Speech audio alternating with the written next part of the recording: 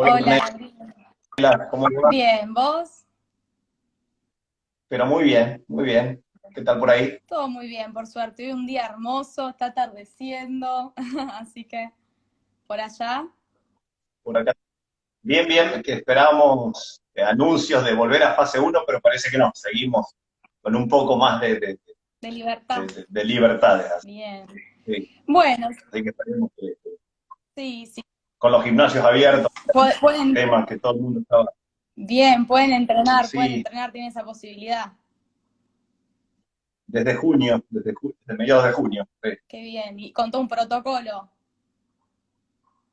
Sí, sí, por supuesto, hay de turnos, capacidad, cuando sale uno entra el otro, no es como antes que uno iba a cualquier hora, ahora hay que respetar, limpiar el material, Claro, organizarse un poco, pero pero se pudo. muy bien, muy bien. Bueno, si querés voy a empezar con una introducción, una breve introducción. Hoy vamos a hablar de Dale, microbiota intestinal, de inocuidad alimentaria, un poco con Gabriel y con Juan. Bueno, Gabriel es doctor en química, tiene un largo CV, es investigador principal del CONICET, es docente en la Universidad del Litoral. Así que hoy es el día del maestro, así que bueno, sí. se, Pero yo no soy, claro, no hice técnicamente no hice las carreras pedagógicas o que te habilitan como maestro. Así que, claro, bien. saludé a los Hay que maestros saludar y a... esquivé los saludos que vi. Está muy bien. Bueno, sabe muchísimo de microbiota intestinal, fue nombrado recientemente como cuerpo de ISAP, que es una asociación súper importante de prebióticos y probióticos. Bueno, yo soy nutricionista, trabajo en Kinet, para los que no conocen Kinet y se están uniendo a través de la cuenta de Juan, tal vez o de Gabriel. Bueno, Kinet es un centro de medicina del deporte en donde trabajamos interdisciplinariamente, cardiólogos, kinesiólogos, hay de todo un poco, trabajamos, la base siempre es la salud, entonces a mí me vienen pacientes, digamos, ya desde atletas de alto rendimiento a pacientes que buscan descender de peso, mejorar sus hábitos, su vínculo con la comida. Eh, Así que bueno, nos parecía interesante mucho hablar de esto porque la gente hoy en día viene con esto de la pandemia a mejorar su sistema inmunológico y sus hábitos. Así que bueno, si querés contarnos un poquito sobre lo que es la microbiota. Sí, y mejorar el sistema inmunológico, a ver, el 70-80% de nuestro sistema inmunológico está en el intestino. Uh Es el -huh. gran centro de reclutamiento y de entrenamiento constante de las células que van a ser parte del sistema inmunológico y de todas las moléculas implicadas.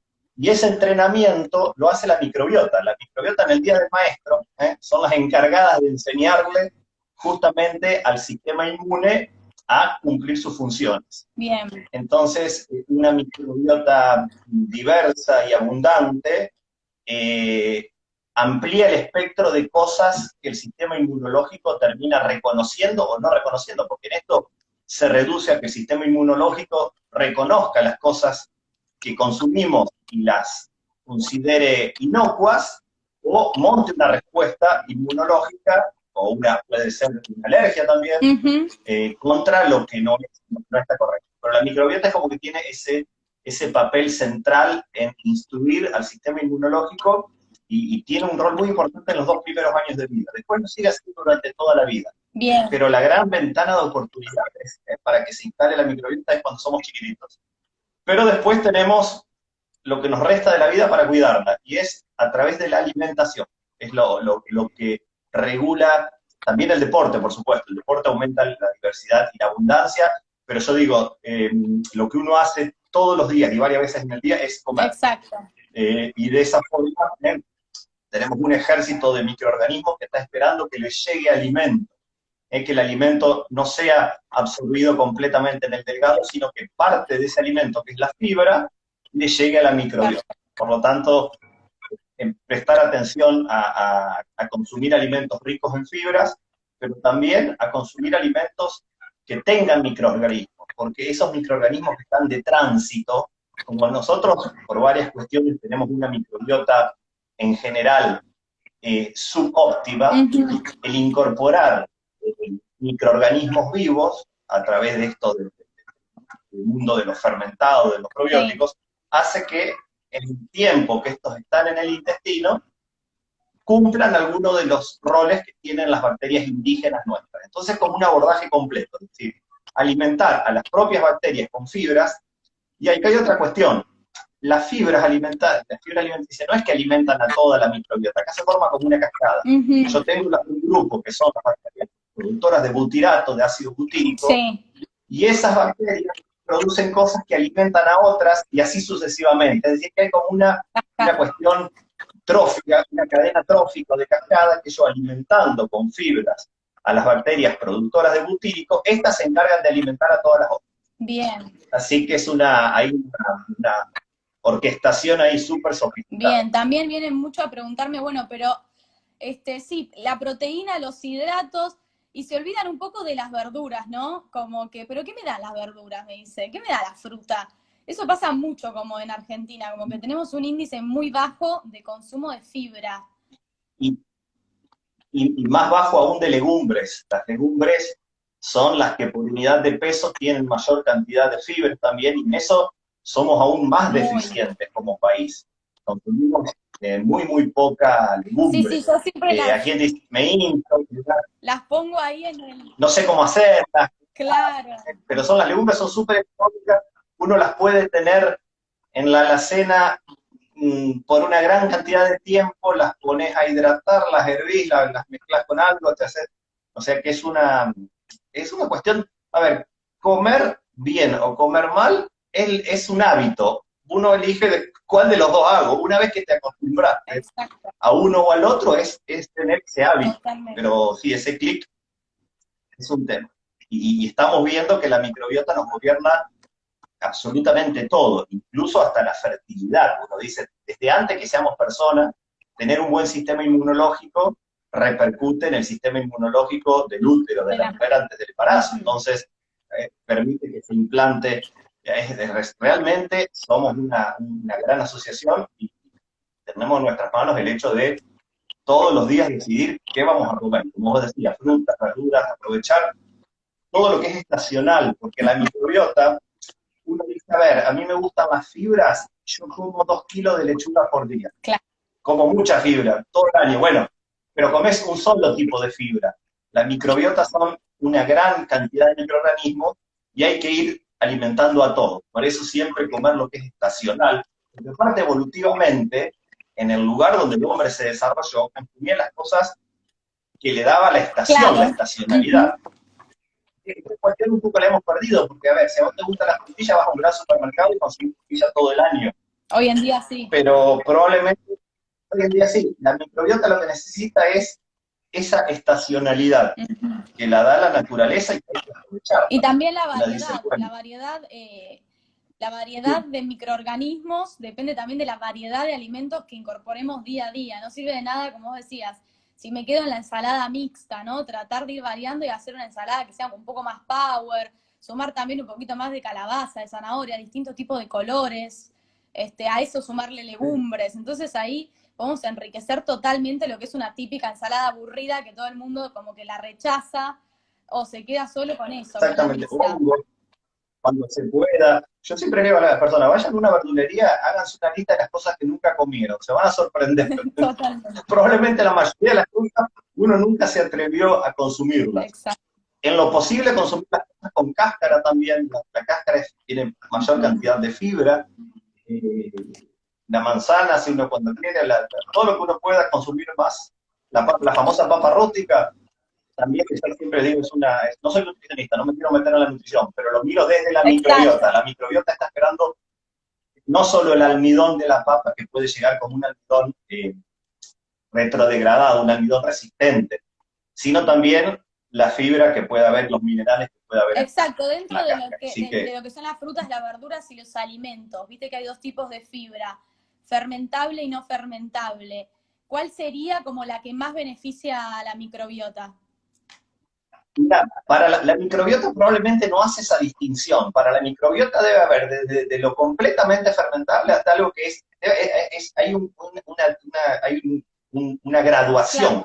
Claro. Nada ahí adentro es tan blanco o negro. Entonces, dependiendo de los microorganismos que vos tengas, van a tener enzimas que puedan hidrolizar más o menos esa fibra. Entonces, esa fibra va a ser más o menos aprovechada, dependiendo de lo que tengas y dependiendo de lo que le has dado. Entonces, probablemente, obviamente que la fibra soluble es la que más de rápido acceso y la insoluble es la que arma las heces, ¿no? Las dos son importantes. Exacto.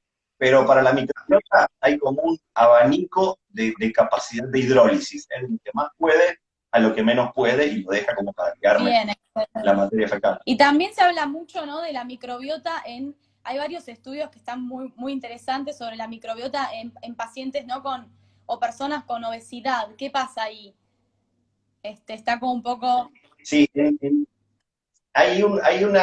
generalmente lo que se observa en todas las condiciones gastroenterológicas es que se pierde la diversidad y la abundancia, se pierden funciones. Y por ejemplo, en obesos en particular, se le ha dado la atención a un microorganismo que se llama Akkermansia mucinifera, que no lo veníamos escuchando hasta no hace mucho. Hay dos nombres rarísimos, los microbiólogos somos un poco así. Akkermansia mucinifera y Fecalibacterium prausnitzii. Son dos especies que están como desaparecidas en el intestino de obesos y de personas con inflamación, con diversos tipos de inflamación. Son microorganismos justamente que producen gran cantidad de ácido butírico. Por lo tanto, el ácido butírico es antiinflamatorio. Sí.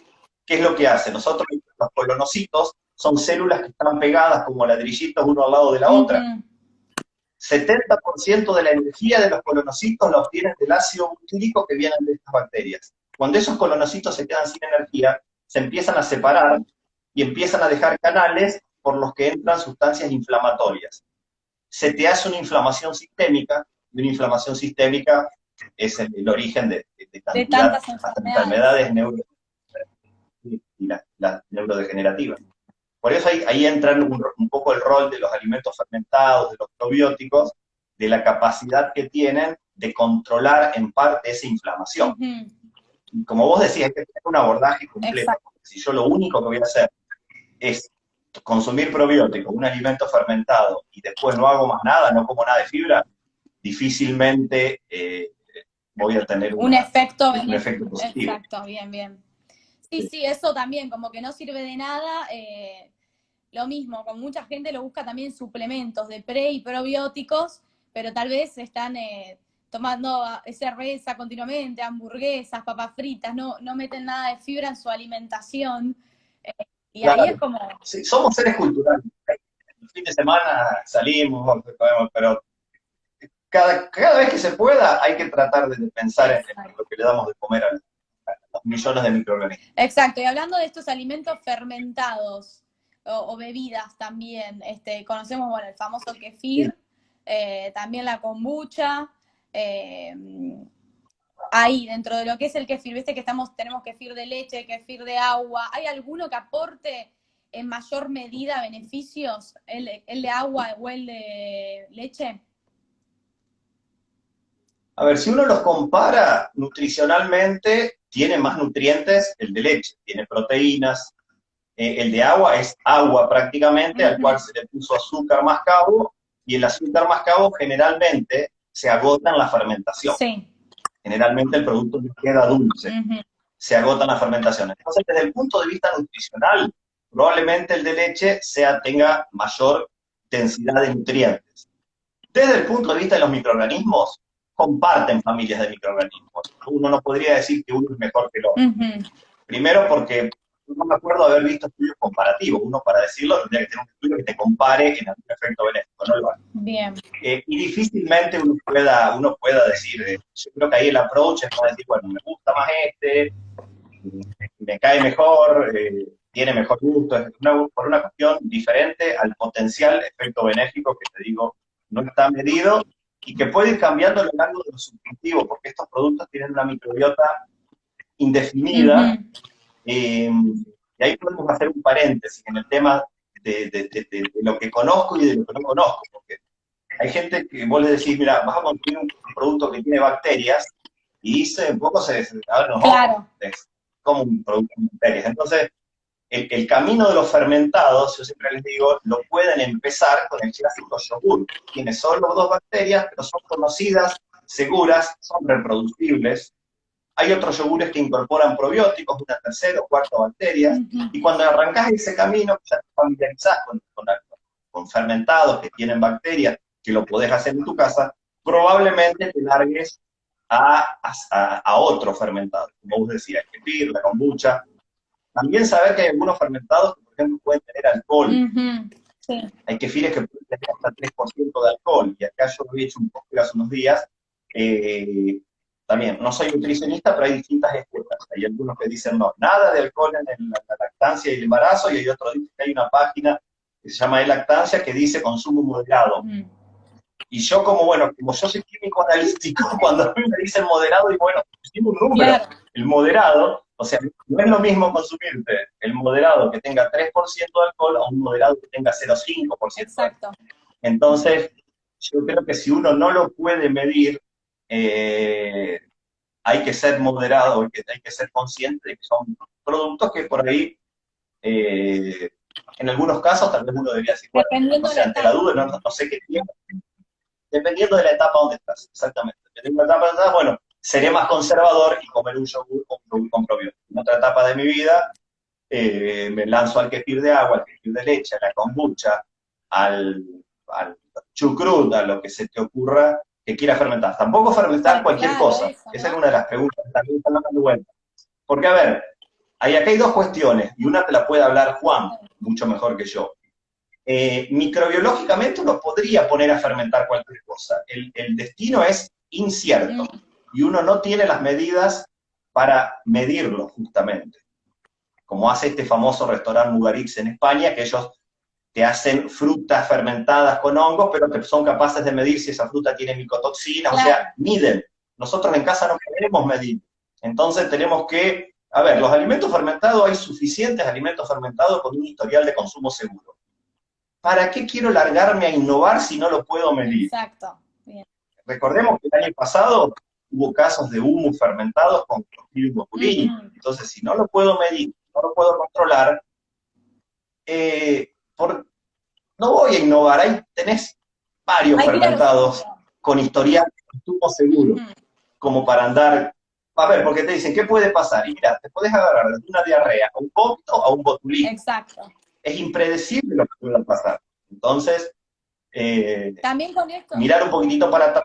Con esto de las alteraciones intestinales también está bueno como aclarar que si deciden empezar a cambiar hábitos de vida, a sumar frutas y verduras, fibra en su alimentación, legumbres y también alimentos fermentados, tener en cuenta que estaría bueno hacerlo de una manera paulatina, como sí, claro, para no exacerbar la sintomatología intestinal. Eso es importante. Es bueno lo que decís, porque cada bacteria que uno consume es un pequeño estómago extra que yo tengo. ¿Por qué? Porque esas bacterias tienen enzimas y van a tener una actividad enzimática, van a hacer algo en el intestino. Entonces, si yo no estoy acostumbrado, lo voy a tener que empezar a hacer de a poco, no porque sea malo, sino porque va a haber un reordenamiento de esa microbiota, van a empezar a fermentar cosas que antes no sucedían, van a aparecer gases, lo cual es lo más normal del mundo, porque muchas bacterias son heterofermentativas. Significa que producen sustancias solubles y gases, y los gases tienen que salir por algún lado. Exacto. Lamentablemente, el que quiera explorar este camino, y con las legumbres sobre todo, tiene que saber que la fermentación puede generar gases, y es normal que lo haga. Entonces, empezarlo de a poco en la medida que uno dice. Y después otra cuestión. ¿Cuánto hay que comer de estos productos? Un yogur, son alimentos. Uno puede comer todo lo que quiera, todo lo que le guste, todo lo que tolere. No son medicamentos que lo tengo que tomar tal cantidad. Claro. Son alimentos. Como tales, un alimento, lo consumo todo lo que quiera, todo lo que tolere, todo lo que me gusta. Perfecto. ¿A qué momento de los tiempos? No hay estudios que te digan que van a ser más o menos efectivos. Está lleno de mitos Google. Yo he visto, es para hacerse una fiesta. La gente viene a buscar nada de eso que se dice. Un medicamento, un antibiótico. Como un medicamento. Exacto. microbiota. Exacto, exacto. Y estos son alimentos. Y como tales, uno puede consumir, ya les digo, siempre tres cosas. Lo que te guste, lo que puedas, lo que toleres. Bien, bien. Así de simple. Y en el momento que uno quiera, no hay estudio que te diga que son más efectivos. Probablemente sí sean más efectivos en algún momento del día que en otro, porque tenemos ciclos biológicos. El intestino no tiene el mismo perfil a lo largo de todo el día. Exacto. Pero no hay estudios todavía que me digan que son más efectivos en un momento que en otro. Entonces, tomalo cuando te acuerdes, cuando te guste. Y la idea también es tener como En una ese sentido. continuidad, ¿no? O sea, no decir, bueno, me mato un mes tomando y comiendo Exacto. bien y cambiando hábitos y después ya no, el resto del año bajo el consumo. Exactamente, exactamente. El tema de la continuidad, porque esta estimulación del sistema inmunológico que hacen estos microorganismos es paulatina, va de menos a más. No es que porque lo consumís un día, no, un día cada tanto no te va a hacer nada. Entonces, si decidís incorporarlo y esperás algún beneficio, y otra cosa, muchos beneficios son silenciosos. Vos no te das cuenta que te estás haciendo bien. Porque, a ver, hay gente que, por ejemplo, tiene algún malestar intestinal, come, se infla y dice, bueno, voy a consumir un probiótico, y rápidamente ven una alivio. Pero otro approach es consumirlo por el efecto silencioso, porque te puede estar controlando una inflamación. Exacto. Que vos no te das cuenta ahora, pero si esa inflamación vos la dejás que siga, en un par de años termina en cualquier cosa. Entonces muchas veces dicen, ¿cómo me doy cuenta si me hizo bien? Probablemente no te des cuenta que te hizo bien. Ahora, hay, por ejemplo, yo les digo, siempre la diferencia entre fermentados y probióticos, que no es lo mismo. Bien. Siempre lo digo. Por ejemplo, hay probióticos que están diseñados o estudiados para chicos que tienen cólicos infantiles, chicos que lloran más de 3 horas por día. Sí. A ese tipo hay un approach biológico, que es darle esta bacteria, que es un Lactobacillus reuteri. ¿Cómo te das cuenta que funcionó? Y se la di y el chico dejó de llorar. O sea, o por ejemplo, se está empezando a hablar de probióticos para enfermedades cutáneas, rosácea, eczemas, acné. ¿Por qué? Porque eso tiene que ver también con una respuesta inmunológica. Uno mejorando la inmunología del intestino repercute en todos los sitios. A ver, tengo rosácea, tengo acné, voy a probar un probiótico. Lo tomé 2 o 3 meses, no me cambió nada y no te sirvió. Claro. Entonces, a veces te das cuenta porque depende de lo que estés buscando. Ahora, si vos lo querés incorporar de forma preventiva porque se sabe que son benéficos y a largo plazo, probablemente vos lo consumas todo este año y no te agarres ninguna gripe, porque tu sistema inmune estuvo mejor. Entonces vos no te diste cuenta, porque vos no tenés tu control Ornella que no toma probióticos o que no consume fermentado para compararte. Es, ¿lo consumo o no lo consumo? Y muchos efectos pueden ser así como silenciosos o desapercibidos. Bien, y muchas veces pasa esto también, ¿no?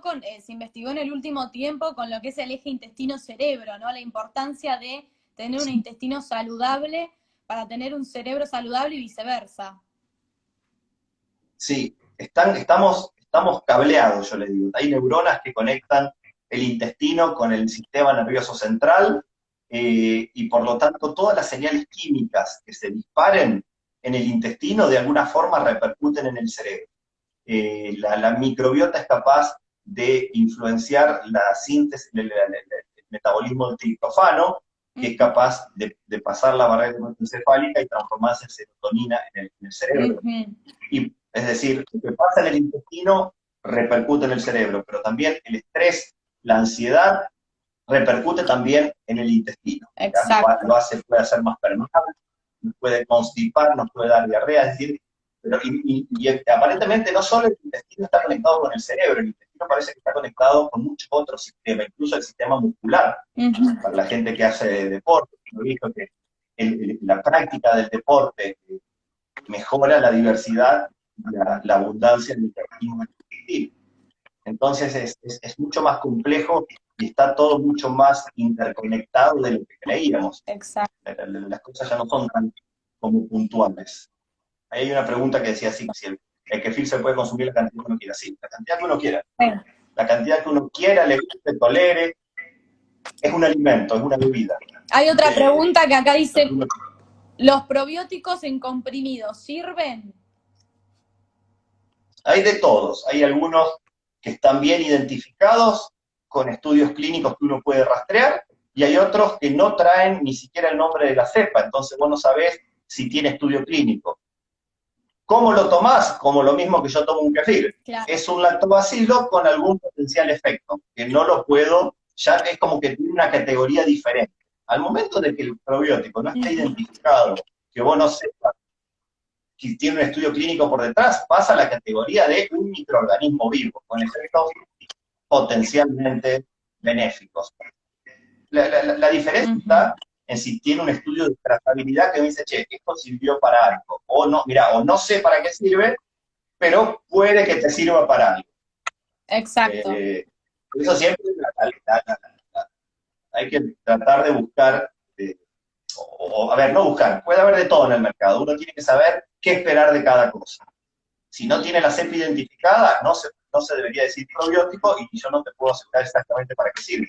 Exacto. Consumirlo como un potencial microorganismo si te gusta, si te interesa. Muy bien. El kefir de agua dice tiene calorías.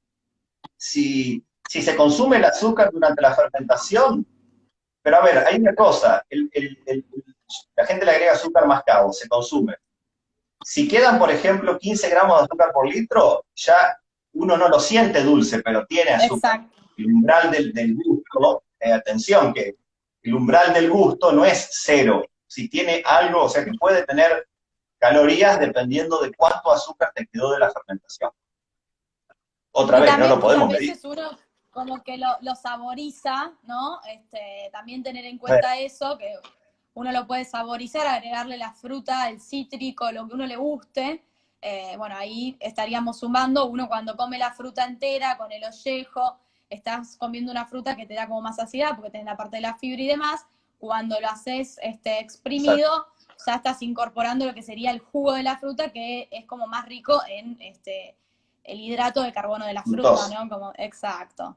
En fructosa, que es como el azúcar. Igual mucha gente lo que hace es cortar la fruta en trozos, y bueno, ahí hay una migración parcial del azúcar, no creo que migre tanto, es más los extractos, los aromas pasan al producto y queda la...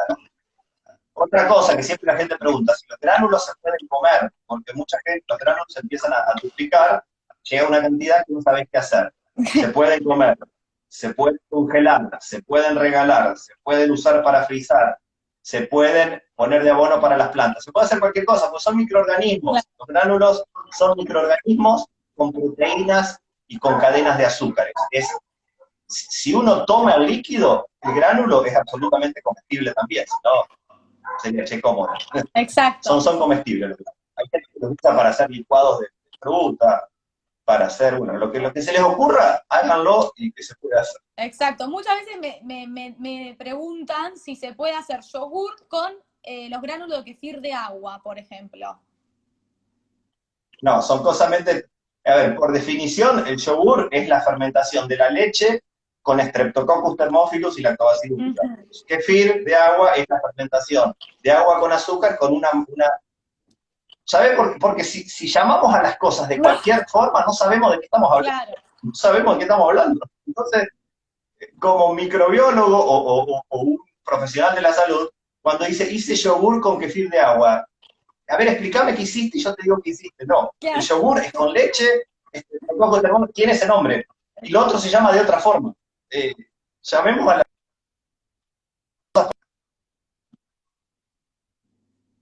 Ay, sí, se está quedando un poco trabado. No sé si vos me escuchás bien. No, a mí me sale bien. Ahí dice que gente lo va a usar en la ensalada. Es una buena opción, hay mucha gente que lo usa en la ensalada.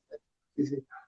Es casi incorporar agua, el gránulo es 90% de agua. Estás tomando agua. Exacto, ¿sí? Bien. Si lo fermento mucho, ¿tiene alcohol? Sí, puede tener hasta un 3% de alcohol.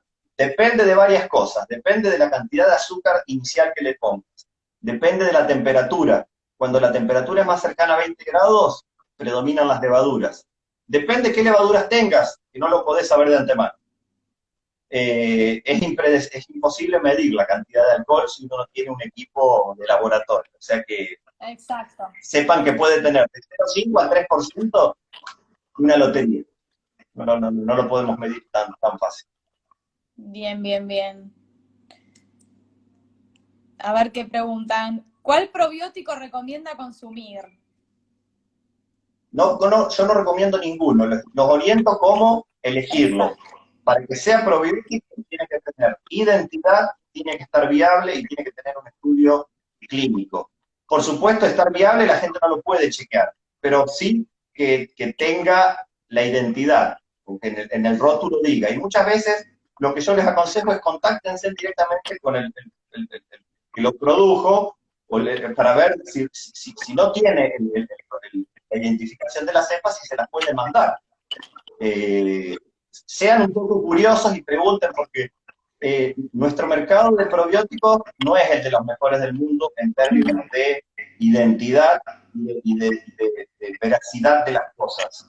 Pero si yo creo que como consumidores nos ponemos curiosos y preguntamos, quienes lo produzcan van a ser más prolijos en hacer las cosas. Y las Bien, autoridades de control también. bien. Hay mucha gente que también le gustaría poner esto de fermentar, en el camino de fermentar todo, también he visto que fermentan avena y que ya Sí, lo hacen. sí, no está, no, la avena fermentada tiene su historia, su historial.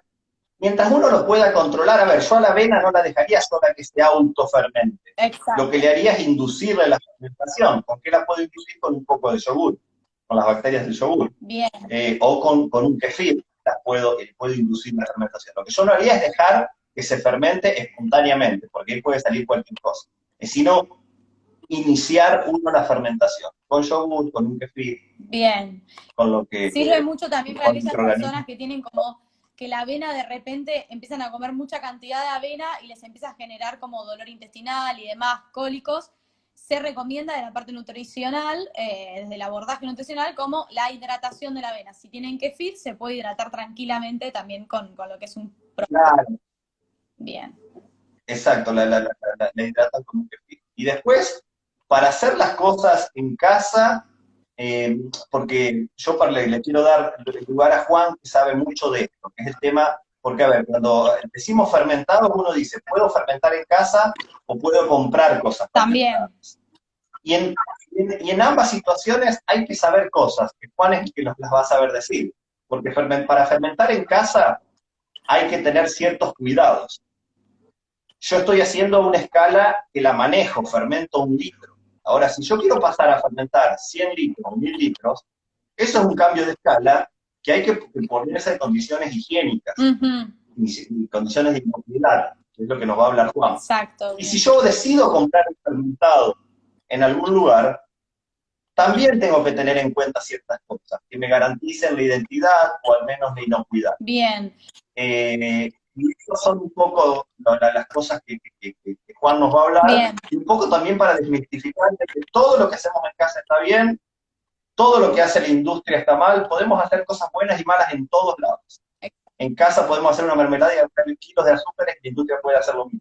Y en casa podemos hacer cosas muy seguras y en la industria lo mismo. Tenemos que ser más críticos y no separar por dónde se hizo, sino finalmente cómo se hizo y qué tiene. Qué es Exacto. lo que tiene desde la química y desde la microbiología. ¿Querés que le demos lugar a Juan para que Dale, tenga un dale, y rato así vemos bien Juan, cómo hacer esto, cómo entrar en este cómo mundo. hacer y que Juan en este mundo de forma segura, sin morir En en el el intento? intento. Yo me voy a quedar escuchándolo.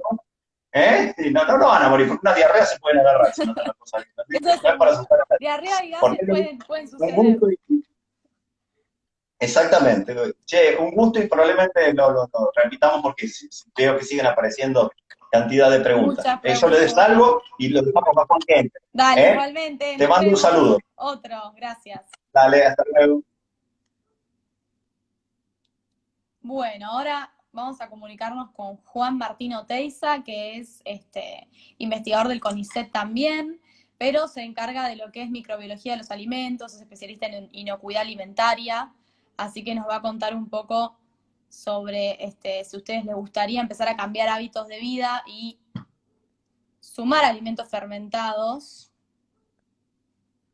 Ahí lo estoy incorporando, en su alimentación, cómo hacerlo, dónde comprarlos, si comprarlos en algún lugar o hacerlos en casa.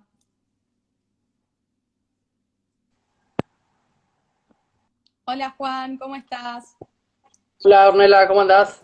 Todo bien, por suerte. ¿Estuviste escuchando la charla?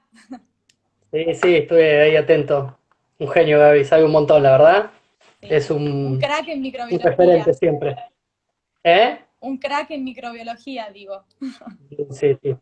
Aparte, mira, es uno de los tipos que más sabe de microbiota y probióticos, no solo en Argentina, sino a nivel mundial. Así que, un lujo, un lujo. Un lujo, un honor hacer un vivo con ustedes dos, la verdad. Nada, por favor. Bueno, estábamos hablando un poquito sobre los alimentos fermentados, sobre el kefir, un poco nombramos la kombucha también.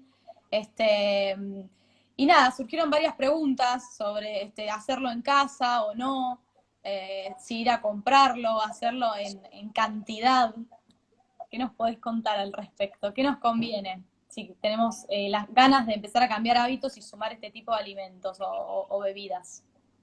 Mira, ahí, bueno, un poco Gabriel te hacía mención al tema de escala, ¿no? Es decir, yo siempre digo que una cosa es cuando vos lo vas a hacer para vos y para tu familia o para consumir, Sí, de todas maneras te puede salir mal, ¿no? Pero cuando ya vas a pasar una escala de venta de producto, tenés que tomar como otros recaudos, ¿no? bien, Y el primer concepto que uno tiene que tener en claro es la definición de peligro y la definición de riesgo. ¿Sí? Por ahí siempre se mezcla, esto es peligroso, esto es riesgoso. Entonces, cuando hablamos de un peligro, hablamos de un agente físico, químico, biológico, ¿sí? sí, Por ejemplo, de una bacteria, de un virus, de un parásito. Y cuando hablamos de riesgo, hablamos de la probabilidad de ocurrencia de algo. Es decir, un alimento puede tener un montón de peligros, ¿sí? Pero ujú, el riesgo es distinto de acuerdo a la exposición. Es decir, cuán probable es que vos te enfrentes con un peligro, ¿no? Entonces, a medida que vos empezás a hacer las cosas no tan bien en tu casa, el riesgo aumenta. El peligro exacto. sigue estando, pero el riesgo aumenta, Bien, ¿sí? perfecto. Y esto se va a cualquier alimento, desde un queso, Totalmente. bien, Sí, ahora estamos hablando, si querés, de probióticos, pero es aplicable a cualquier tipo de producto. Y lo que yo te voy a contar también es aplicable a cualquier tipo de producto, porque cuando vos me decís, ¿es seguro fermentar en casa? La verdad es que es seguro, pero tu pregunta podría ser, ¿es seguro hacer una hamburguesa en casa? Y la respuesta sería la misma, claro. ¿no? Ujú, Ahí hay que tomar algunos pilares. La Organización Mundial de la Salud tiene un manual muy interesante donde habla de las 5 claves de la inocuidad alimentaria, ¿no? sí, Que es un poco mantener la limpieza, ¿sí? Trabajar con la refrigeración, o sea, la refrigeración y la cocción, o sea, el control de temperatura, separar lo que son los alimentos crudos y los alimentos cocidos, eso es fundamental, ¿no? El tema de la contaminación cruzada, realizar una correcta cocción de los alimentos y usar una materia prima segura. Vos sabés que, según estadísticas oficiales, digamos, del Sistema de Vigilancia Epidemiológica Nacional, el sí. 40% de las enfermedades de transmisión por alimentos ocurren en el hogar. ¿Sí? Es decir, y Mm, eso es un dato fundamental, es decir, si está asociado a esto, a que no sabemos hacer las cosas del todo bien en el hogar, sea un fermentado o no, sí, a que no sabemos lavarnos las manos, a que no sabemos el concepto de contaminación cruzada, a que no sabemos el concepto que te decía de separar una tabla para una cosa, la otra para la otra, ¿no? Y es un dato que es fundamental. El 40% de las ETA, que le dicen, sí. ocurren en el hogar, ¿no? Ujú, Entonces eso de alguna manera nos tiene que llevar a la reflexión. Esto de, ¿se puede fermentar cualquier cosa? La verdad es que sí, ujú, por poder uno podría, claro. ¿no? Pero bueno, ahí tenés que empezar a ver estos conceptos de usar el agua potable, las materias primas que sean de buena calidad, un poco lo que charlábamos recién, utilizar materiales que sean de grado alimenticio, esto es fundamental. Sabemos que hay envases, por ejemplo, la cerámica, que puede cederle al alimento algunas sustancias tóxicas. Entonces Exacto. vos estás haciendo un alimento fermentado y te encontrás con arsénico, plomo, mercurio, algún metal pesado que le cede el envase al producto, ¿no? Ujú, Eh, el proceso de fermentación, ya algo lo comentaba Gabriel, es un proceso seguro desde el punto de vista del descenso de pH, de la producción de ácido, ¿no? Que está controlado, ¿no?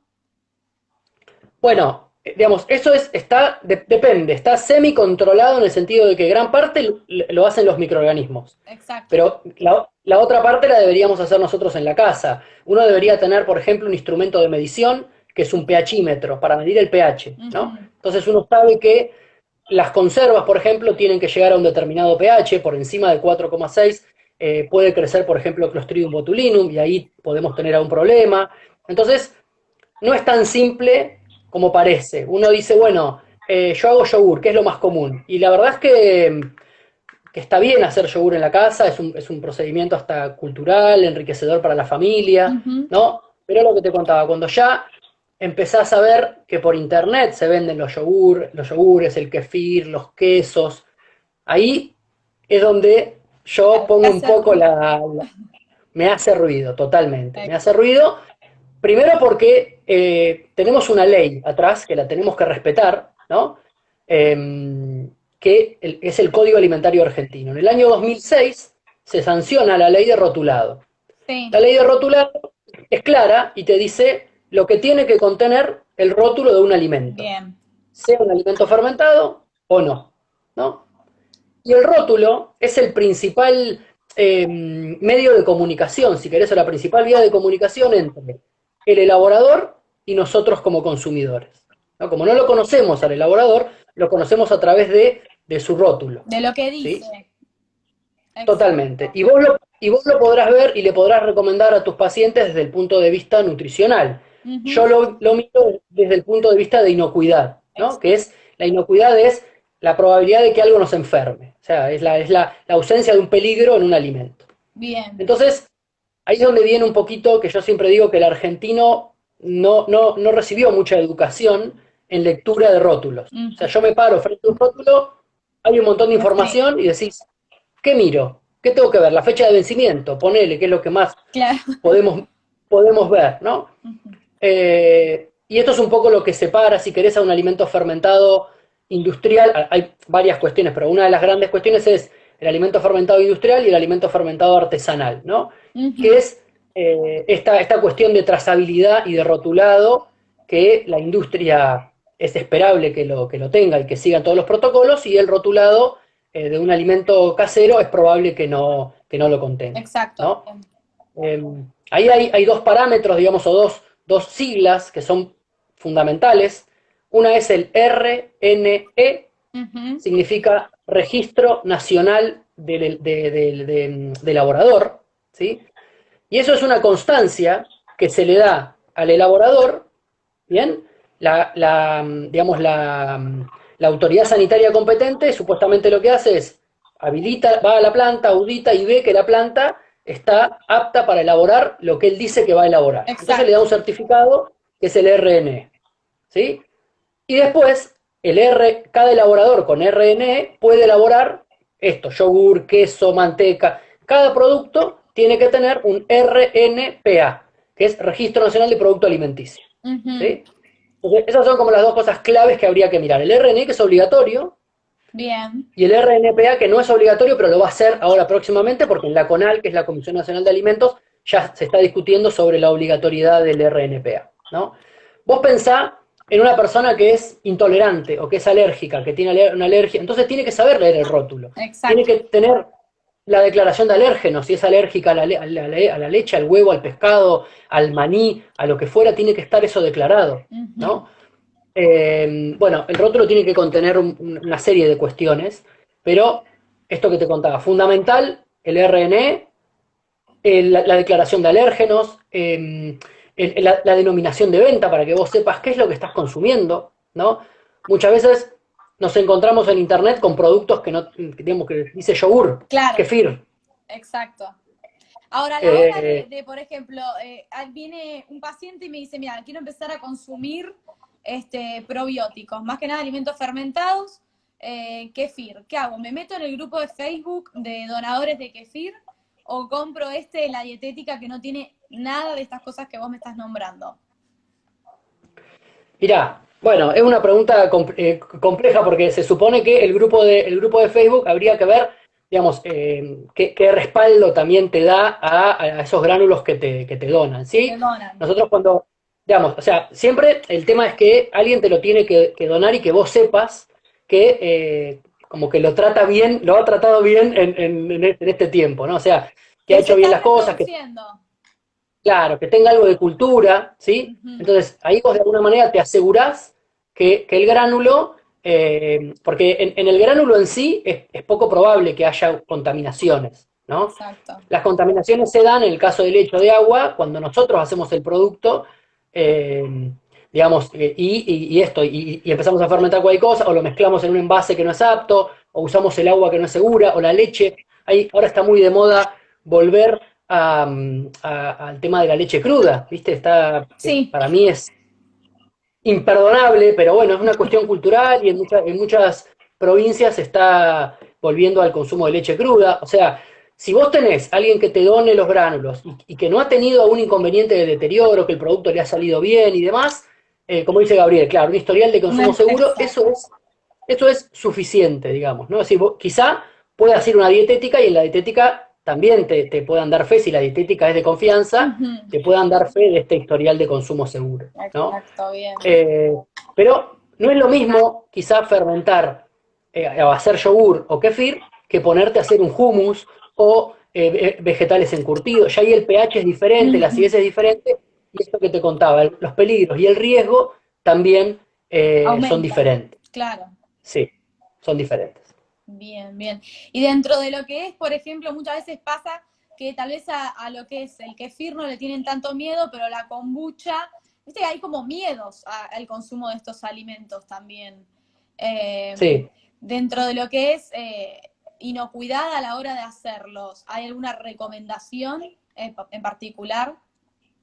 Mirá, en realidad las recomendaciones son más o menos para todos iguales porque son lineamientos generales, esto que te contaba, mantener la higiene de las manos, ¿no? O mantener la higiene de la mesada, sanitizar, alcohol 70, un trapo con agua y lavandina, eso es independiente del producto que vos fermentes, ¿sí? Bien. Mantener el tema de las temperaturas seguras, si vas a fermentar vegetales, agregar la concentración adecuada de sal, Ujú. esto es algo que no lo charlamos, Mm. controlar el tiempo, la temperatura, el pH, eso es independiente del consumo. Sí, lo que hay que saber es que, digamos, hay muchos productos que tienen quizá una fama mayor de lo que realmente son, ¿no? Exacto. Y eso es importante saber. Cuando uno va a la bibliografía, a las publicaciones científicas, en el caso de la kombucha, lo que hay es una evidencia empírica. Digamos, la bibliografía científica te dice que no hay estudios clínicos en humanos que demuestren que la kombucha tiene tal efecto. O sea, se Ujú. sabe digamos, es bueno consumir microorganismos, tiene microorganismos vivos, podrá ser alguno con efecto probiótico o no, no lo sabemos, por esto que contaba Gabriel, que no tenemos el papel atrás, ¿no? Pero hay que tener mucho cuidado con la venta de productos, sobre todo por internet, dietéticas, a todo le ponen el rótulo, incluyendo la kombucha, Exacto. ¿no? Productos como mágicos. Totalmente, sí, totalmente. Ahí, no sé, te puedo dar cientos de ejemplos. Por ahí a mí no me gusta caer en nombre, pero hay algunos productos que merecen por ahí ser nombrados, Claro. eh, porque realmente no son baratos, ¿no? En el mercado hay un producto que es bastante conocido, que se llama Kyojin, quizá alguno lo haya escuchado, y ellos te hablan de que retarda el envejecimiento, que previene los ACV, digamos, tiene Mm. 150 aplicaciones, ¿no? Y además lo que es quizá más preocupante es que mencionan el CONICET como es un producto que respalda el CONICET. Entonces, la verdad que yo me tomé el trabajo, como soy investigador de CONICET, de hablar con las autoridades de CONICET para ver si realmente CONICET lo había avalado. La respuesta es que CONICET no avala productos, ¿sí? Y cuando vos vas digamos, al historial de ese producto, ¿hay ensayos clínicos atrás? No, en humanos no. Hay ensayos en gusanos, es un modelo animal, se llama Cenorhabditis elegans. Entonces, como al gusano le retarda el envejecimiento, te dicen que retarda el envejecimiento en humanos, ¿no? Y es un producto que sale como 2.000 pesos en el mercado. Entonces hay que tener conocimiento, mucho cuidado, ser curioso, como decía Gabriel, ser crítico. Yo también animo a la gente a hacer denuncias, o sea, uno tiene que denunciar a las autoridades bromatológicas competentes, es decir, que hay productos que están circulando en el mercado que no están habilitados, ¿no? De hecho, Ese tipo de cosas. otorgarle beneficios a un producto sobre la salud de las personas tampoco está permitido. No, tal cual, tal cual. Pero digo, vos cada vez es más frecuente ver, yo digo en internet porque busco muchos productos en internet, o las dietéticas que me hago festines cuando voy. Claro. Estos todos son probióticos, digamos, todos tienen un montón de beneficios. Entonces, cuando vos vas a pedir el papel que decía Gabriel, mostrame el efecto benéfico que tiene la cepa que vos estás usando. Con suerte declaran la cepa, género, especie y cepa. Y la mayor parte no declara nada y te dice esto, que la kombucha es un probiótico, que es milagrosa, A ver, yo por supuesto que no es que estoy desalentando el consumo ni mucho menos, ¿eh? Claro. Estoy, Creo que hay digamos, que tener estas cosas en cuenta, no hay que tampoco tapar el sol con las manos, ¿no? totalmente. O sea, Sí. todos estos productos son benéficos y colaboran, pero uno por ahí deposita la confianza. Un poco charlaban recién ustedes de medicamento, no medicamento. La gente se termina confundiendo en el fondo, ¿no? Lo tomé y no me hizo nada, te Exacto. dicen. Ujú. Entonces, bueno, hay que saber que no todo lo que uno hace en la casa, ni todo lo que uno compra es mágico, ni realmente cumple con lo establecido. También hay que Y ahí dejar de también, buscar como soluciones mágicas y rápidas, necesarias ya en el momento, porque también esto es un camino de cambio de hábitos, como hablábamos con Gabriel, en donde también hay que saber seleccionar dentro de todas las opciones la mejor, la más segura, o la que me acercaría a menos riesgos y menos peligros. Por eso hicimos este vivo, ¿no? También para aclararle a la gente que está bueno incorporar este tipo de hábitos, este tipo de bebidas y fermentos, pero bueno, teniendo en cuenta todas estas cosas, estos parámetros. sí, totalmente. Yo los escuchaba cuando ustedes mencionaban el tema de Tzuki, del famoso hummus, el caso que ocurrió en el año 2019, del año pasado, sí, 2019, mayo del 2019. Sí. Si vos ves el producto, la verdad que era un producto que estaba muy bien presentado, con la etiqueta, la marca, por supuesto que no tenía RNA, RNPA, nada, ¿no? Pero digo, vos lo veías y era un producto digno de Sí, comprar. claro. Pero cuando vos ves las fotos, que hay publicaciones en la web del lugar donde se elaboraba, era una oficina prácticamente, ¿no? Entonces, ahí claramente hubo un problema primero de calcular mal el pH, ¿no? Este famoso 4.6, porque si el producto está mal elaborado, pero tiene un pH que es una barrera segura, bueno, eso de alguna manera te lo protege, ¿no? Pero en este caso, digamos, las dos hermanas de 25 y 32 años estuvieron internadas al punto de la muerte, ¿no?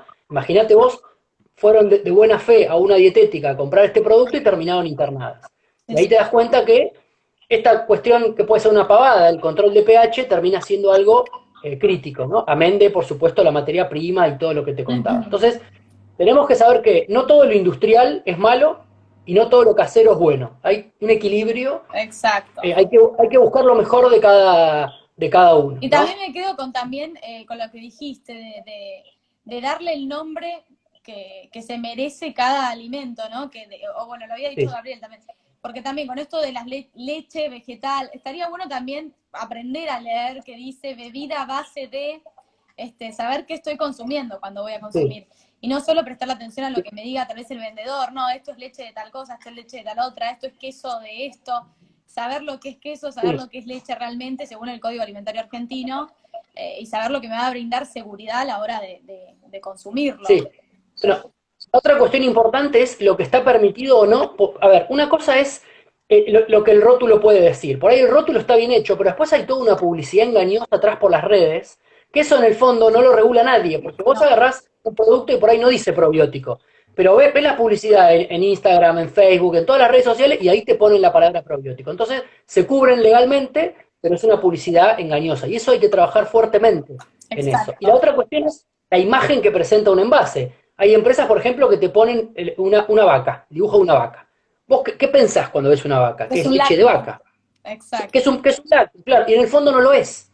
Entonces, hay que trabajar, yo creo que me parece que ustedes, digamos, las nutricionistas, las y los nutricionistas, Sí. tienen que trabajar muy fuerte en este sentido, porque en el fondo ustedes son los que terminan recomendando el consumo de este tipo de productos, ¿no? Entonces, de alguna manera educar a la gente en, bueno, mira, tenés que mirar esto, tenés que estar atento al rótulo, al envase, hay que leer, el secreto está en leer cuando uno va a comprar, y el secreto está en saber hacer cuando uno lo va a hacer en la casa, ¿no? Y también Parece sí. en querer cambiar hábitos, pero bueno, no empezar solo, saber que está la ayuda, hay un montón de profesionales instruidos al respecto, y que el camino a cambiar hábitos está también en querer aprender, en buscar abrir la mente, en buscar sentarse a leer y aprender un poco sobre cada alimento, no simplemente ir a la dietética a comprar 80 productos que uno considera que, bueno, sí son más saludables que otros, y al final tal vez no están así.